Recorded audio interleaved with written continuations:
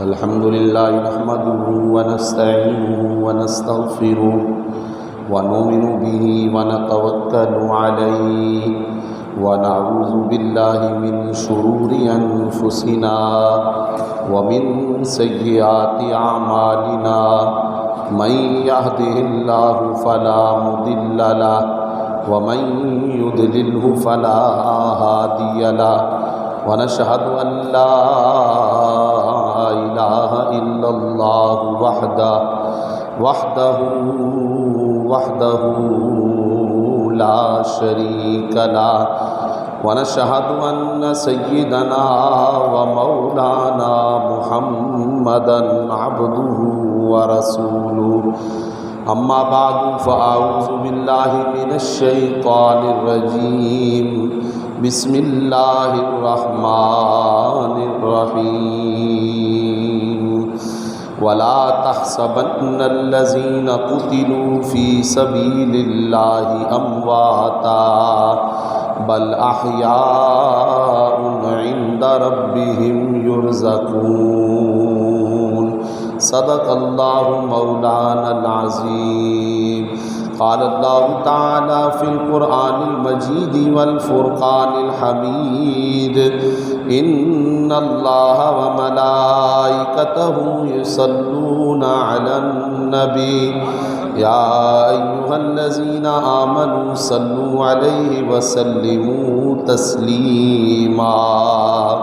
اللهم صل على سيدنا ومولانا محمد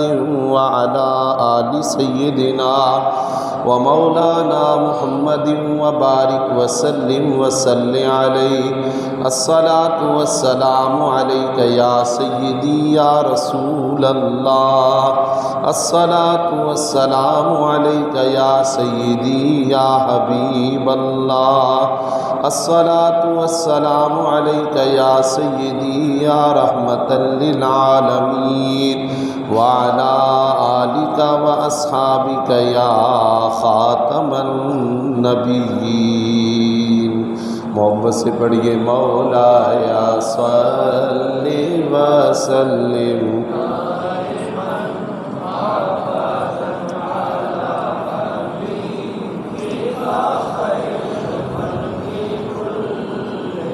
حمد و صلاۃ و سلام کے بعد معزز حاضرین و سامعین، قرآن مجید فرقان حمید میں سے ایک مقام مقدس سے آیت کریمہ تلاوت کرنے کا شرف حاصل کیا۔ مختصر سے وقت میں چند باتیں اسی آیت کریمہ کے تحت آج کے موضوع کی مناسبت سے عرض کروں گا۔ وما توفیقی الا باللہ العلی العظیم۔ حضرات محترم، آپ جانتے ہیں کہ یہ مہینہ ماہ شوال المکرم کا مہینہ ہے، اور ماہ شوال المکرم کے اس مہینے میں گزشتہ جمعۃ المبارک آپ نے چند باتیں اس ماہ مبارکہ کی مختلف نسبتوں کے حوالے سے سماعت کیں، اور پھر حدیث جبریل کی روشنی میں ایک موضوع پر گفتگو بھی سماعت کی۔ آج کہ ہم جمعۃ المبارک کے اس خطبے میں جس موضوع کی جانب بڑھ رہے ہیں، اگر میں یہ کہوں کہ اس موضوع کو جو کہ انہی تواریخ اور انہی دنوں میں وقوع پذیر ہوا، اس کے بیان سے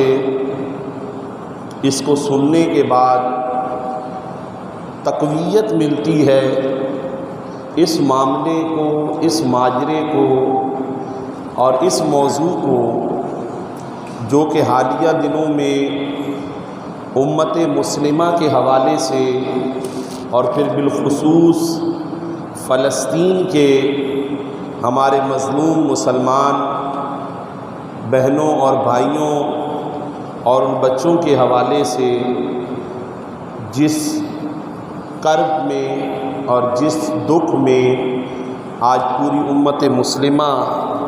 مبتلا ہے، اور آج کے جمعۃ المبارک کو بالخصوص فلسطین کے ان مظلوم مسلمان بھائیوں کے حوالے سے اظہار یکجہتی کے طور پر بھی منایا جا رہا ہے۔ بہرحال صرف احتجاج یا صرف مظاہروں سے بات نہیں بنتی، جب جس چیز کا وقت آ جائے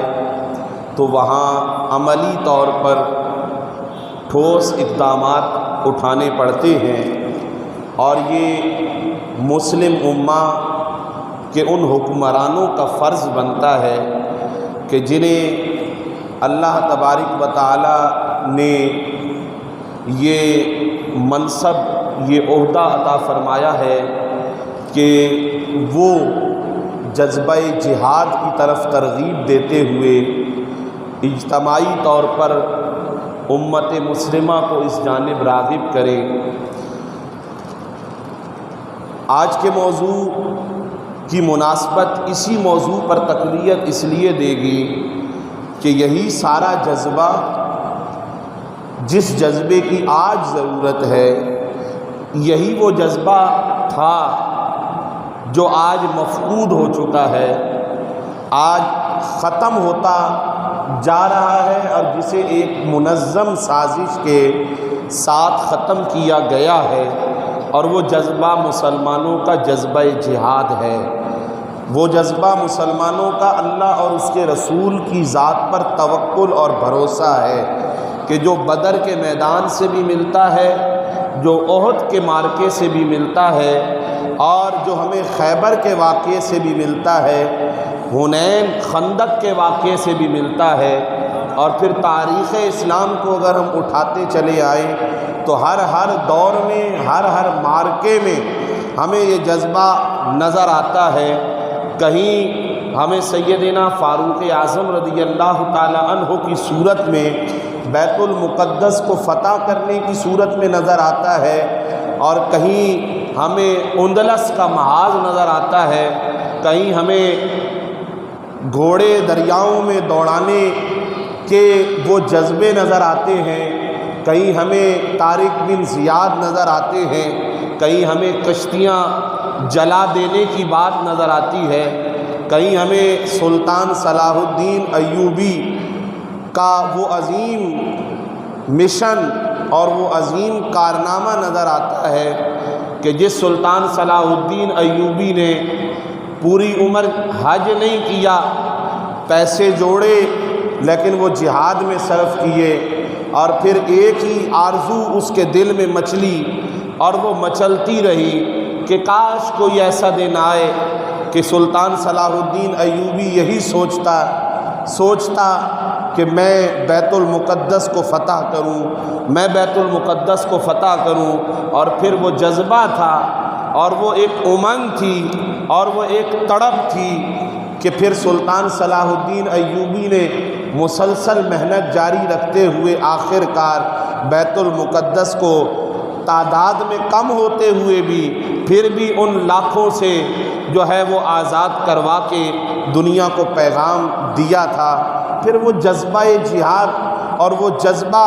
اور وہ توکل علی اللہ کی دولت مفقود نظر آ رہی ہے، جو کبھی سلطان محمود غزنوی کی صورت میں ہمیں نظر آتی، اور کہیں ہمیں سلطان نور الدین زنگی اور عماد الدین زنگی کی صورت میں نظر آتی، اور کہیں ہمیں سلطان ٹیپو کی صورت میں نظر آتی، کہیں محمد بن قاسم کی صورت کے اندر نظر آتی ہے۔ آج اسی جذبہ جہاد اور اسی توکل اللہ کی دولت کو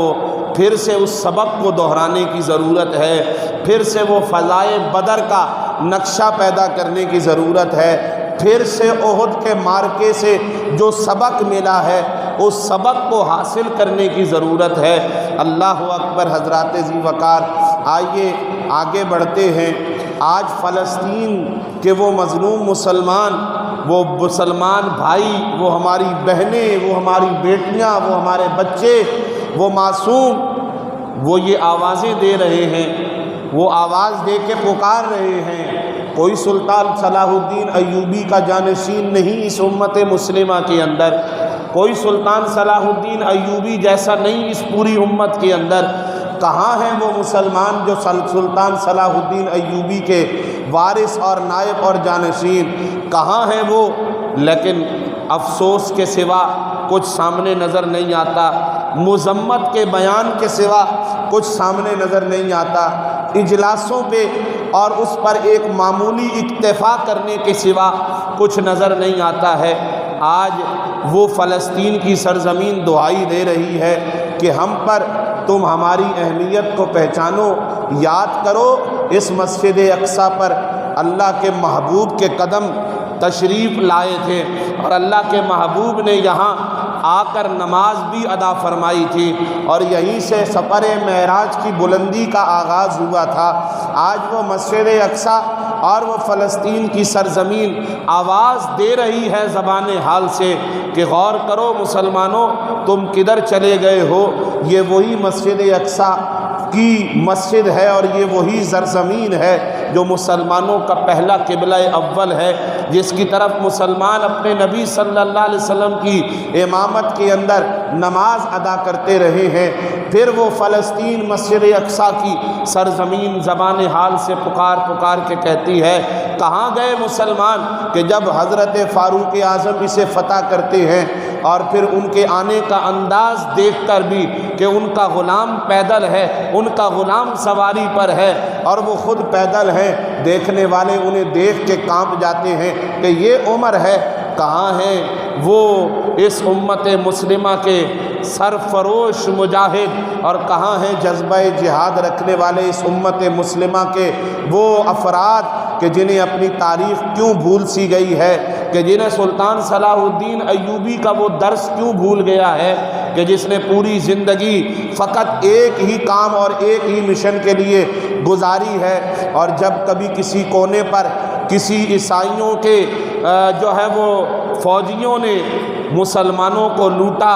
اور لوٹنے کے بعد یہ کہا کہ کہاں ہے تمہارا نبی، کہاں ہے تمہیں بچانے والے، تو پھر حضرت سلطان صلاح الدین ایوبی کے کان میں یہ آواز پڑتی ہے تو وہ جا کے ان کا کلا کما کرتے ہیں اور بآواز بلند کہتے ہیں، دیکھ لو محمد عربی کا نوکر ابھی موجود ہے یہاں، تم سے مقابلہ کرنے کے لیے آیا ہے۔ بہرحال اس وقت امت مسلمہ اب اگر غور کریں تو 1.70 ارب کے تقریباً لگ بھگ مسلمان اور جناب تقریباً 57 کے قریب مسلمانوں کی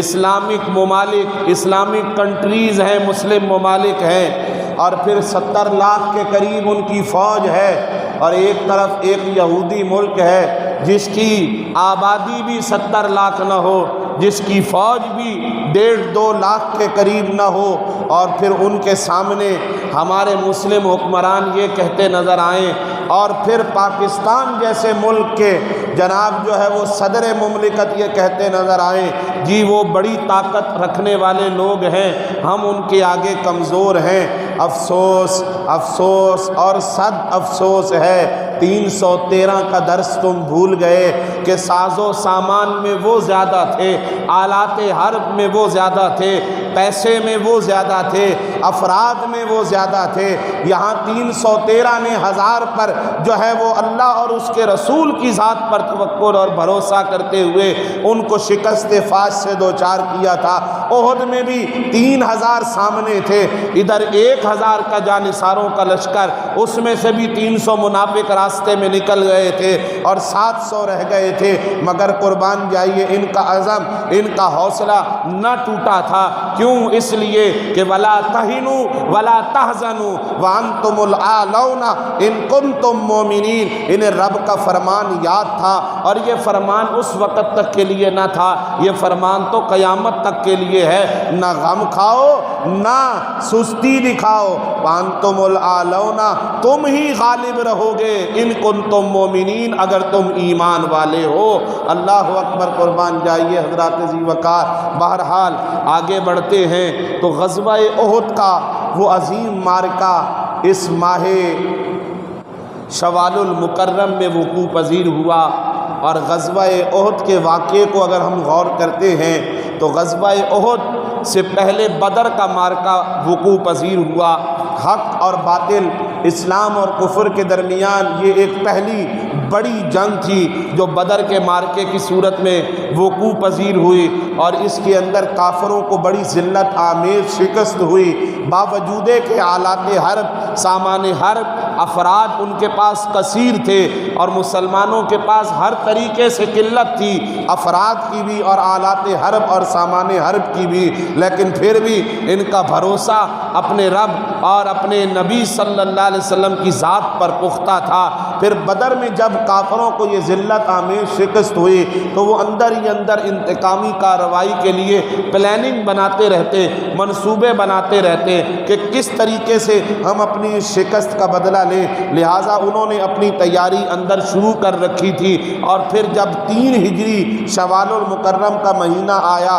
تو انہوں نے اپنی تیاری کو مکمل کرنے کے بعد جو ہے اس غرض سے کہ وہ مسلمانوں پر حملہ کریں گے، کیونکہ اس وقت حضور صلی اللہ علیہ وسلم مدینہ پاک تشریف لے آئے اور سرکار دو عالم صلی اللہ تعالیٰ علیہ وآلہ وبارک وسلم مدینہ منورہ میں اپنے غلاموں کے ساتھ موجود تھے اس عالم کے اندر کہ انہوں نے کہا ہم حضور کے غلاموں پر، مسلمانوں پر حملہ کریں گے، اور اپنا یہ 3000 کا لشکر لے کر ابو سفیان کی اس وقت قیادت کے اندر یہ لوگ مسلمانوں پر حملہ آور ہونے کے لیے نکلے۔ اس وقت تک حضرت ابو سفیان جو بعد میں اسلام لے آئے تھے، ابھی تک وہ مسلمان مشرف با اسلام نہ ہوئے تھے۔ ابو سفیان اس وقت قریش مکہ ان کافروں کے سردار کی حیثیت سے گردانے جاتے۔ 3000 کا لشکر تیار کرنے کے بعد جب وہ نکلے تو حضرت عباس حضور کے چچا حضور صلی اللہ علیہ وسلم کے حکم کے مطابق وہ مکہ مکرمہ میں ہی موجود تھے۔ انہوں نے فوراً سے حضور کی خدمت میں قاصد بھیج کے اطلاع عرض کی۔ سرکار دو عالم صلی اللہ علیہ وسلم نے اپنے غلاموں کو، صحابہ کرام کو جمع فرمایا، اور جمع فرما کے سرکار علیہ السلام نے ان سے مشورہ طلب کیا۔ کچھ صحابہ نے مشورہ دیا کہ یا رسول اللہ صلی اللہ علیہ وسلم مدینہ منورہ سے باہر نکل کر ان کا مقابلہ کیا جائے، اور کچھ کی یہ رائے تھی، اور اس کے اندر رئیس المنافقین عبداللہ بن ابی اس کی بھی یہ رائے شامل تھی کہ مدینہ منورہ کے اندر ہی رہ کر مقابلہ کیا جائے۔ بہرحال اکثریتی رائے یہ تھی کہ مدینہ پاک سے باہر نکل کے یہ مقابلہ کیا جائے، تو حضور نے اکثریتی رائے کو منظور فرمایا اور حضور نے حکم دیا چلیں مدینہ منورہ سے باہر نکل کے ان سے مقابلہ کریں گے۔ ادھر سے کافروں نے احد پہاڑ کے دامن میں قریب آ کے انہوں نے اپنا جو ہے وہ لشکر روک دیا اور وہاں وہ خیمہ زن ہو گئے۔ ادھر سے سرکار دو عالم صلی اللہ علیہ وسلم اپنے غلاموں کو، وہاں 3000 کی تعداد ہے اور یہاں مورخین نے لکھا 1000 کی تعداد ہے، سرکار 1000 غلاموں کو، جانثاروں کو لے کر اپنے ساتھ تشریف لے جاتے ہیں اور احد پہاڑ کے پاس پہنچتے ہیں، اور احد پہاڑ کی ایک طرف سے سرکار اپنے غلاموں کو وہاں لشکر روک کے خیمہ زن فرما دیتے ہیں۔ وہاں سرکار حکمت عملی ترتیب دیتے ہیں، اور حکمت عملی ترتیب دیتے ہوئے سرکار علیہ الصلوۃ والسلام احد پہاڑ کی گھاٹی کے پیچھے اپنے غلاموں 50 تیر اندازوں پر مشتمل ایک دستہ ترتیب دیتے ہیں۔ حضرت جو عبداللہ بن جبیر رضی اللہ تعالی عنہ ان کی قیادت کے اندر کہ آپ کی یہاں ڈیوٹی ہے، اگر جنگ ہو رہی ہو، جہاد مارکہ ہو رہا ہو، لڑائی ہو رہی ہو، حتیٰ کہ ہم شہید بھی کیے جا رہے ہیں، تب بھی تم اپنی جگہ نہ چھوڑنا، حتیٰ کہ کافر مارے گئے، مال غنیمت تقسیم ہو رہا ہو، تب بھی تم اپنی جگہ نہ چھوڑنا، اس جگہ کو جب تک میں حکم نہ دوں تم نے نہیں چھوڑنا ہے۔ اللہ اکبر۔ اس جگہ کو جبل رمات کے نام سے آج بھی جو ہے وہ اس جگہ کو یاد کیا جاتا ہے، یعنی تیر اندازوں والی پہاڑی کے نام سے، جہاں سرکار نے وہ تیر انداز صحابہ کرام کا دستہ متعین فرمایا تھا۔ اللہ اکبر حضرات ذی وقار۔ پھر سرکار علیہ الصلوۃ والسلام نے اپنے غلاموں کو جو ارشادات فرمانے تھے وہ ارشادات فرمائے، اور پھر احد کا مارکہ جب بپا ہوا، بعضوں نے اس کی تاریخ کو 8 شوال المکرم بھی لکھا اور بعضوں نے 7 تاریخ بھی لکھا، لیکن 15 شوال المکرم کی تاریخ کو زیادہ قابل اور معتبر گردانا گیا کہ 15 شوال المکرم کی تاریخ احد کی تاریخ، غزوہ احد کے بقا، اس مارکے کے بقا ہونے کی تاریخ ہے، اور 3 ہجری کا سن ارشاد فرمایا گیا۔ اللہ اکبر حضرات ذی وقار، جب یہ مارکہ شروع ہوا تو اس مارکے میں ایسے واقعات وقوع پذیر ہوئے ہیں، اگر ہم اسے بیان کرنا شروع کریں تو ایک دفتر ہے جو مارکہ احد کے اندر کہیں جانثاری کی مثالیں ہیں، کہیں بہادری کی مثالیں ہیں، کہیں سرکار علیہ الصلاۃ والسلام کے غلاموں کے جام بازی کی مثالیں ہیں، اور پھر سرکار سے محبت کی مثالیں بھی غزوہ احد کے اندر ہمیں ملتی نظر آتی ہیں۔ اللہ اکبر حضرات ذی وقار، احد کا مارکہ شروع ہوتا ہے، لڑائی شروع ہوتی ہے ابتداً فردن، اور پھر اس کے بعد جو ہے وہ لڑائی اجتماعی طور پر شروع ہو جاتی ہے، کافر بھی مارے جا رہے ہیں، مسلمان غلبہ حاصل کر لیتے ہیں، اور کئی کافر جو ہیں وہ واصل بجہنم ہو جاتے ہیں۔ ایک موقع ایسا آتا ہے کہ جتنے کافر ہیں وہ تمام کے تمام پسپا ہو چکے ہیں اور شکست کھا چکے ہیں، اور شکست کھانے کے بعد وہ میدان چھوڑ کے بھاگ چکے ہیں، یوں مسلمانوں کو یہ فتح عظیم مل چکی ہے۔ لیکن جب مال غنیمت تقسیم ہو رہا ہے، اب مال غنیمت تقسیم تبھی ہوتا ہے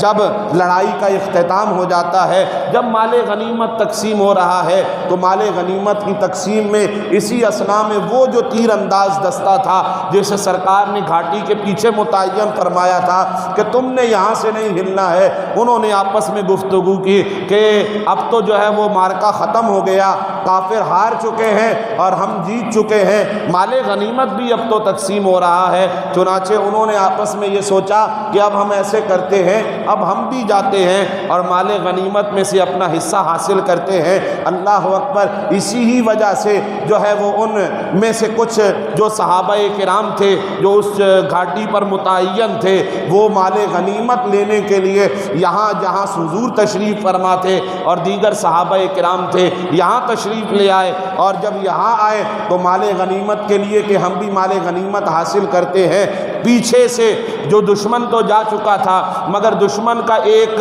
جو ہے وہ دستہ جو کہ حضرت خالد بن ولید، جو ابھی تک اسلام جنہوں نے قبول نہیں کیا تھا، ابھی تک وہ کافر تھے، حضرت خالد بن ولید نے جب یہ دیکھا کہ اب راستہ اچانک سے خالی ہو گیا ہے تو حضرت خالد بن ولید نے ان جاتے ہوئے کافروں کو واپس بلایا اور بلا کے اسی جگہ سے جہاں سرکار نے تیر اندازوں کو متعین فرمایا وہاں آ کے حملہ کیا، اور وہاں 10 صحابہ کرام جو ہے جو موجود تھے انہیں بھی شہید کیا، اور پھر یہ جو جہاں حضور تشریف فرما تھے اور صحابہ کرام تشریف فرما تھے وہاں تشریف لے آئے، اور وہاں آئے اور وہاں آنے کے بعد اچانک سے انہوں نے مسلمانوں پر حملہ کیا۔ اب جب اچانک سے حملہ ہو تو پھر اس کو ہم اندازہ کر سکتے ہیں کہ جو اچانک حملے کے لیے تیار نہ ہو تو وہ کیفیت کیا ہوا کرتی ہے۔ جب اچانک حملہ ہوا تو پھر اچانک سے کھلبلی مچ گئی، اب مسلمان بکھر چکے تھے اور کافر مسلمانوں کو شہید کرتے جا رہے تھے۔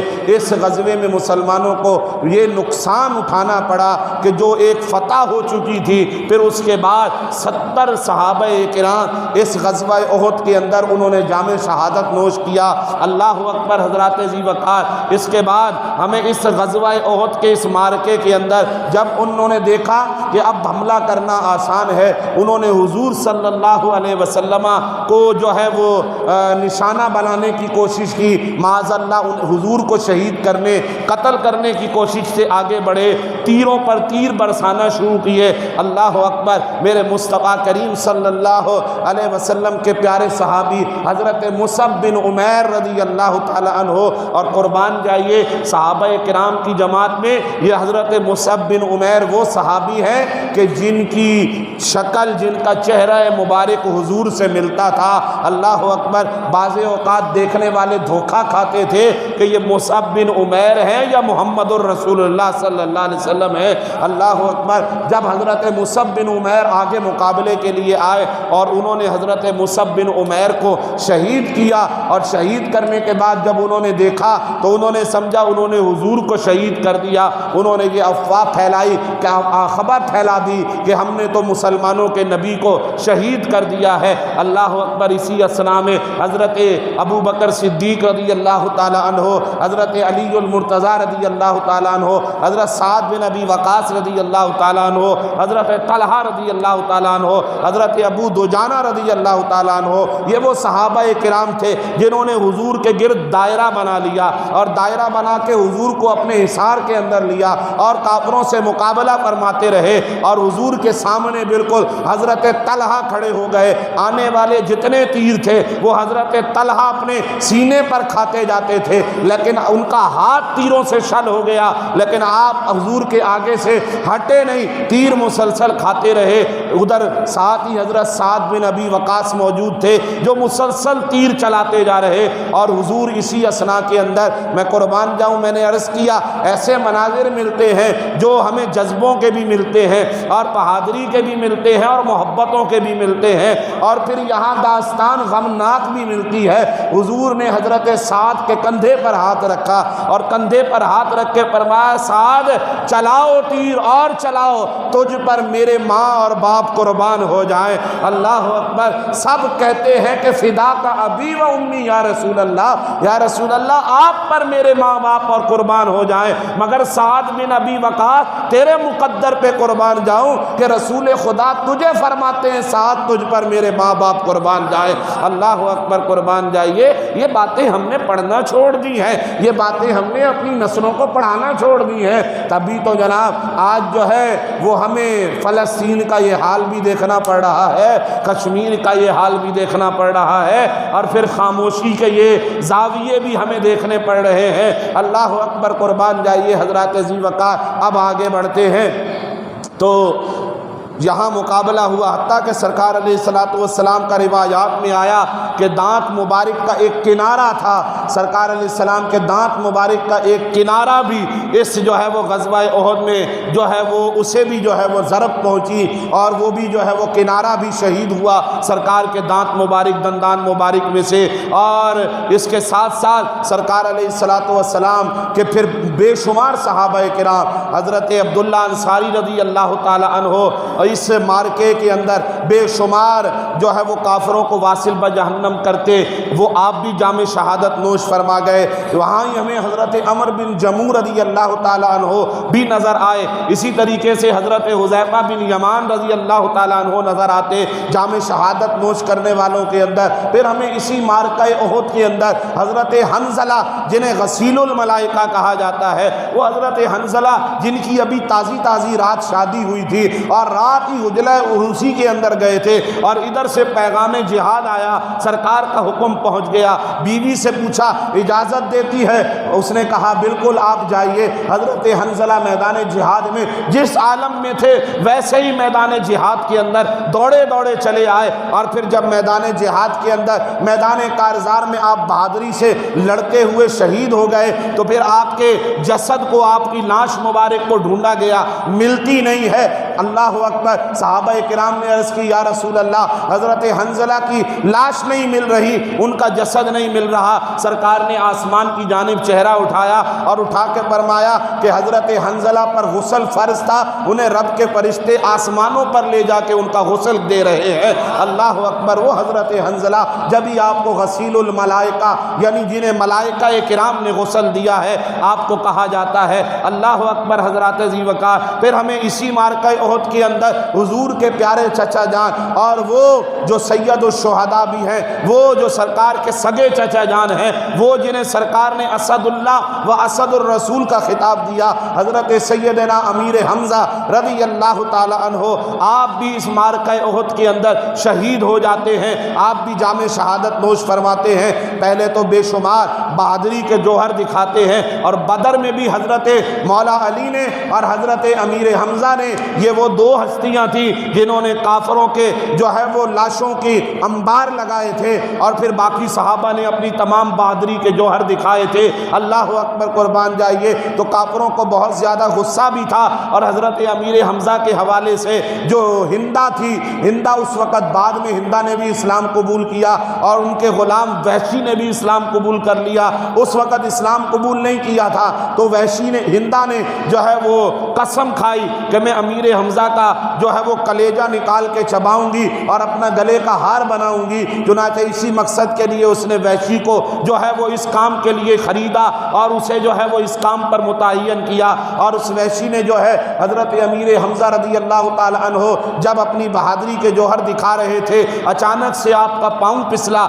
پاؤں پسلا تو زمین پہ گرے، آپ کی پیٹ پر جو زرہ تھی وہ کھل گئی، اور اسی اثناء میں اس وحشی نے جو ہے بڑھ کے آپ پہ حملہ کیا اور آپ کو شہید کیا۔ لیکن پھر آپ کی شہادت یہاں پوری نہ ہوئی، اور دردناک شہادت ہے حضرت امیر حمزہ رضی اللہ تعالی عنہ کی۔ اتنی دردناک شہادت ہے کہ جسے بیان کرتے روح کانپتی ہے، جسے پڑھتے جو ہے وہ کلیجہ منہ کو آتا ہے۔ اللہ اکبر، دل خون کے آنسو روتا ہے کہ ان ہستیوں نے اپنی زندگیوں کو کیسے قربان کیا، اور آج اسلام کی دولت ہمارے پاس، ہمارے ہاتھوں کے اندر موجود نظر آتی ہے۔ اللہ اکبر، حضرت امیر حمزہ کی لاش کا مسئلہ کیا گیا، آپ کے پیٹ کو چاک کر دیا گیا، آپ کے جگر کو نکالا گیا، آپ کے کانوں اور ناک پر جو ہے وہ کاٹنے کا حساب کرتے ہوئے مسئلہ کیا گیا۔ اللہ اکبر حضرات ذی وقار، پھر وہ ہندا نے آپ کے کلیجے کو چبانے کی کوشش بھی کی لیکن وہ چبا نہ سکی، اور پھر اسی اثناء کے اندر حضور صلی اللہ علیہ وسلم نے پوچھا میرے چچا امیر حمزہ کہاں ہیں؟ حضرت امیر حمزہ کو تلاش کرتے کرتے جب اس وادی کی جگہ پہ پہنچے جہاں حضرت امیر حمزہ کا جسد مبارک موجود تھا اور آپ کی شہادت ہو چکی تھی اور آپ کے لاش کا جسد کا مسئلہ تک کیا گیا تھا، سرکار علیہ السلام اپنے چچا حضرت امیر حمزہ کے اس لاشے پر بیٹھتے ہیں، اور سرکار حضرت امیر حمزہ کے لاشے پر بیٹھ کر زاروں قطار روتے ہیں۔ صحابہ کرام کہتے ہیں کہ حضور کو پوری زندگی ہم نے اتنا روتے نہیں دیکھا جتنا زاروں قطار حضور حضرت امیر حمزہ رضی اللہ تعالی عنہ کے لاشے پر اور ان کی حالت کو دیکھ کر روئے ہیں، اور حضور نے فرمایا یا ام رسول اللہ، اے اللہ کے رسول کے چچا، یا اسد اللہ و اسد الرسول، اے اللہ کے شیر، اے اللہ کے رسول کے شیر، یا کاشفر، یا امیر حمزہ، اے امیر حمزہ، اے تکلیفوں کو دور کرنے والے، اے بلاؤں کو دور کرنے والے، اے مدد کرنے والے۔ سرکار نے حضرت امیر حمزہ کی لاش مبارک، آپ کے جسد مبارک کے پاس بیٹھ کے یہ الفاظ بار بار دہرائے، اور آنکھوں سے حضور کے آنسو زاروں قطار جاری ہے۔ اللہ اکبر حضرات ذی وقار، پھر ہمیں وہی حضرت مصعب بن عمیر کی صورت کے اندر جو ہستی نظر آتی ہے، یہ وہ ہے جو اسلام لانے سے پہلے بڑے قیمتی لباس پہننے والی اور بڑی مالدار شخصیت کا نوجوان ہے، جو ایسے قیمتی کپڑے پہنتا ہے اور ایسی خوشبوؤں سے اپنے لباس کو مہکاتا تھا کہ جسے دنیا دیکھنے کے لیے ترسا کرتی تھی۔ مگر آج عالم کیا ہے، اسلام لانے کے بعد اپنا سب کچھ قربان کیا ہے، اور جب لاشے پر کفن ڈالنے کی باری آئی ہے، سرکار نے فرمایا میرے چچا کے لاشے پر کفن ڈالو، چادر ڈالو۔ ایک صحابی نے ایک چادر پیش کی، دوسرے نے پیش کی، سرکار نے حضرت جابر سے فرمایا یہ دوسری چادر تم اپنے والد عبداللہ انصاری پر ڈالو۔ اللہ اکبر، حضرت مصعب بن عمیر پر ایک چادر ڈالی گئی جس سے سر ڈھانپ دیا گیا، مگر پاؤں پر چادر ڈالنے کے لیے کوئی کپڑا نہ ملا، اس پر گھاس ڈال دی گئی۔ اللہ اکبر حضرات ذی وقار، یہ وہ قربانیاں ہیں، یہ وہ صحابہ کرام کی تاریخ ہے جو ہمیں سکھاتی ہے، بتاتی ہے، سبق دیتی ہے کہ تم اسلام کو کیا سمجھتے ہو، تم نے دین اسلام کی یہ دولت ملی ہے، اس کے پیچھے کوئی قربانیاں نہیں ہے، اس کے پیچھے صحابہ کرام نے اپنی جانوں کے نذرانے پیش کیے ہیں، اس کے پیچھے اہل بیت اطہار نے اپنی جانوں کے نذرانے پیش کیے ہیں، اس کے پیچھے پیارے مصطفیٰ کریم صلی اللہ علیہ وسلم نے اپنے رب کی بارگاہ میں بے شمار دعائیں کی ہیں اور بے شمار مشکلات کو برداشت کیا ہے۔ اللہ اکبر حضرات ذی وقار، بہرحال اس کے بعد صحابہ کرام علیہم الرضوان رضوان پھر سرکار حضرت امیر حمزہ کا نماز جنازہ پڑھاتے ہیں۔ سب سے پہلا جنازہ شہدائے احد میں حضرت امیر حمزہ کا سرکار نے پڑھایا، اور پھر باری باری ایک ایک صحابہ کے شہید کے جنازے کو رکھا جاتا رہا، اور ان کے ساتھ حضرت امیر حمزہ کا جنازہ بھی موجود ہوتا، اور یوں تمام شہداء کا جنازہ پڑھایا گیا، اور حضرت امیر حمزہ پر 70 مرتبہ نماز جنازہ کی تکبیریں کہی گئی۔ اللہ اکبر۔ حضرات ذی وقار اب بھی سرکار دو عالم صلی اللہ تعالی علیہ وآلہ وبارک وسلم کے فرمان کے مطابق جو شہدائے احد کی بارگاہوں میں جائے اور جا کے انہیں سلام کرے تو شہدائے احد ان کے سلام کا جواب عطا فرمایا کرتے ہیں۔ اللہ اکبر۔ حضرات ذی وقار باتیں اور بھی ہیں، اس باتوں پر انشاءاللہ اگلے جمعے گفتگو کریں گے، اور چونکہ وقت پورا ہو چکا، معرکہ احد کی بقیہ تفصیل اور کچھ اور بہت ہی محبتوں کے بھی اور جذبات کے بھی جو چند اس میں جھلکیاں واقعات ہیں، اس پر انشاءاللہ اگلے خطبے میں ہم روشنی ڈالیں گے۔ وما علینا الا البلاغ المبین، سنتیں ادا کر لیجیے۔